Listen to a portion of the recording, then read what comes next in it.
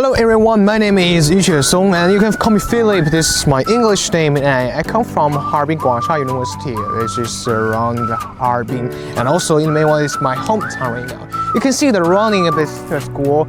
It's autumn obviously, and it's really cool and feels such a blessing and something really beautiful, as you know. Okay, so a few days ago I joined the UN Life PA meetings. I really want to share you guys some my experience and my stories. It's more like to open my eyes, my mind side, and eventually I'm here and I'm back. So let's talk about my stories, and here we go. So it all started with this notice from my school about selection for the Youth Development Conference Forum, which was looking for the young reps worldwide to share the local youth development stories.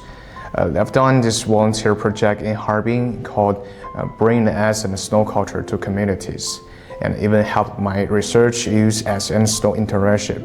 Figured and why give it a shot, so I sent it myself.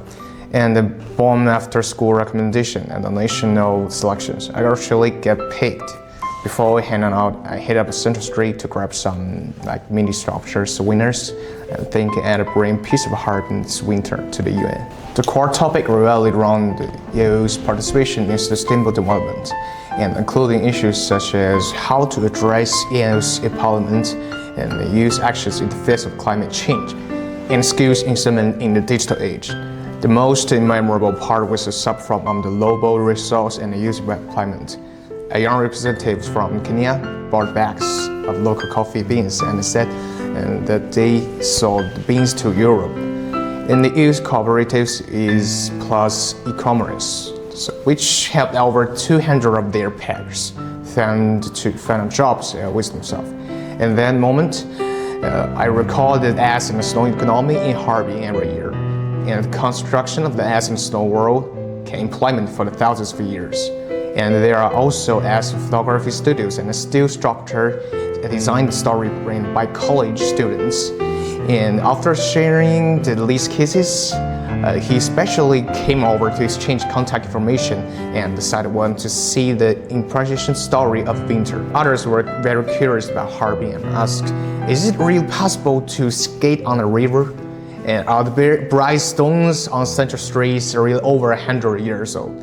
Of course, there was also questions. For instance, a young French person asked, how can the ice and the snow economy be sustainable if it depends solely on the seasons? How can we ensure the sustainability? And then just talk to him about the 4 reasons tours being carried out in Harbin. So the summer occurs on the Songhua River, the Russian cultural experience at the Volga Esta, and the artificial ice sculpture preservation technology developed by the universe. After listening to me, he said it turns out the cities in winter can also have the thinking of the spring. Okay.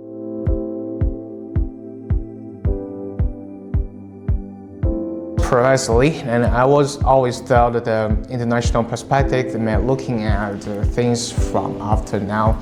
I've realized that it means being able to connect distance issues with those happenings around us. Currently, there are many misunderstandings about China in international community. We young people can express ourselves through our own experience. For example, when we talked about climate change before, I always regarded it as a big issue. And it wasn't until when you said their hometown is being earned the sea every year, and if people need to take the lead in the planting growth, that I suddenly thought of the protection of the Songhua River in Harbin. In our school's greening the riverbank volunteer activity, isn't it also a small thing for young people to participate in ecological protection? And we can share daily life in Harbin on social platforms. Not just the promotional videos of the ice and the snow world, but also the grilled cold noodles at the morning market, and the trees decorations under the dormitory buildings, and the daily research work, like in the laboratory. I showed foreign friends the snow clearing vlog of my roommates, especially in the meetings. They thought the winter city is so dramatic. Besides, we should actively build bridges, for instance, when participating in international exchange programs, bring some souvenirs from Harbin, and organize some Harbin culture salons, or use the professional skills. For example, as students learning a foreign language can translate the history stories of Harbin, and students learning design can use the illustrations to showcase the city's features. Not many cities in the world has installation all around ice and snow industry chain. Harbin has the ice and snow world, and the snow sport is also as structure design, as equipment manufacturing, and even the university has launched an ice and snow art major. This is a very complete ecosystem. And secondly, the cultural integration, the Russian culture and the Chinese culture have been accumulated here for 100 years. And there are Russian-style restaurants on Central Street, and the annual Chinese Russian Youth Culture Week.